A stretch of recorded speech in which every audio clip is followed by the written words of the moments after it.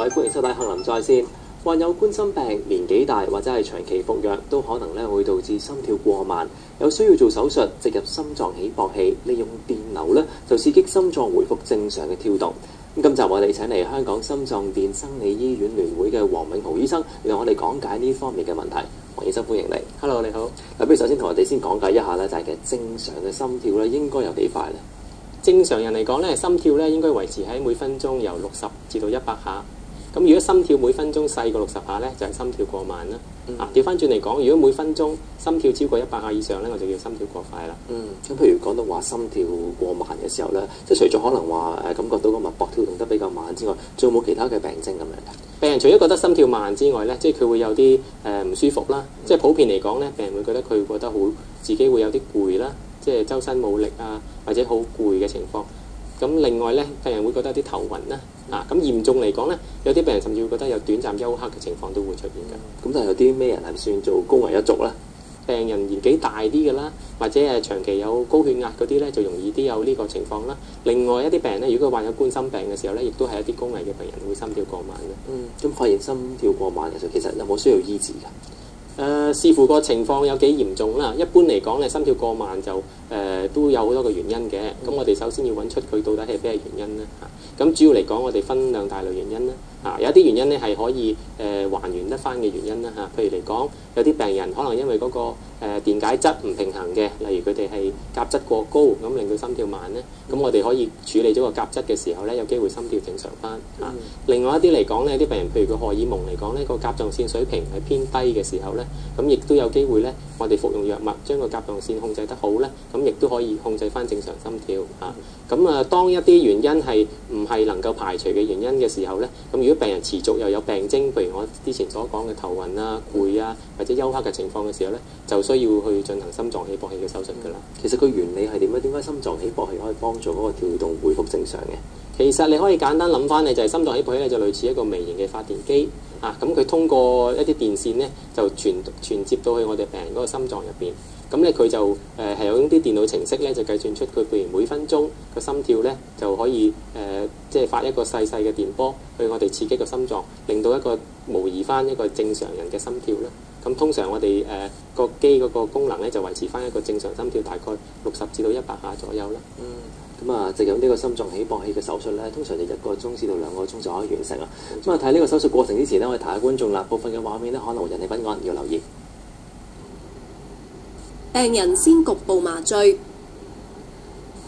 之後醫生喺病人左邊鎖骨對落2寸，開一個直徑1寸半嘅傷口，準備用嚟放入電線及起搏器。喺病人手腕注射顯影劑，再配合 X 光揾出靜脈嘅位置，然後放入鋼絲開路。醫生調校電線嘅彎度，以便電線放喺靜脈嘅位置準確。醫生會放置2條電線，喺 X 光嘅引導下，先放第1條電線經靜脈去到心臟右心室間隔，再駁電測試電線運作係咪符合預期效果。按測試嘅結果，再調校電線嘅位置。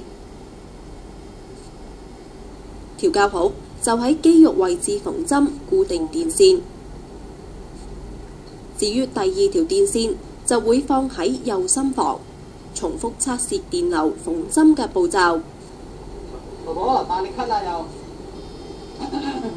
醫生會叫病人大力咳幾聲，睇下大動作會唔會令到2條電線移位。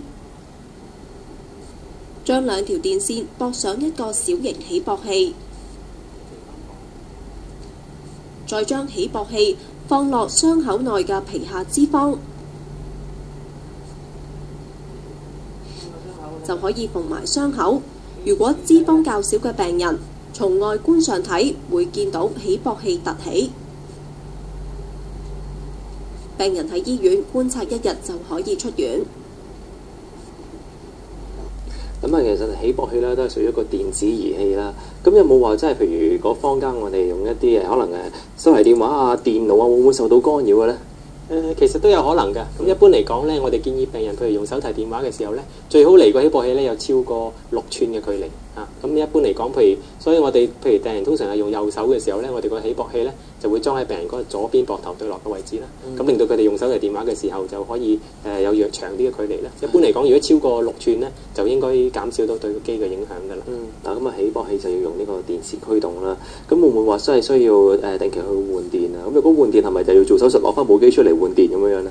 其實咧個電池咧就融合咗喺個機入邊嘅啦，咁所以嚟講咧冇錯佢都會用完個電池嘅，咁但係一般嚟講咧，而家個起搏器壽命咧都起碼有8至10年嘅啦，咁變咗你個機差唔多冇電嘅時候咧，就要成架機一齊換，咁到時咧就真係要再入手術室再開刀，好似第一次咁再做多次啦。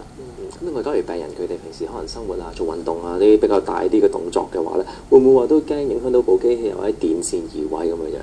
一般嚟講咧，做完手術咧，條電線咧都係未穩定嘅。咁但係通常大概2至3個月嘅時間度咧，條電線咧就會穩定嘅狀態㗎啦。咁所以一般嚟講，我哋就建議病人頭嗰3個月咧，就通常譬如左手起搏器裝咗咧，就左手就唔好大動作，通常就唔好遞高超過膊頭，同埋唔好拎重嘢。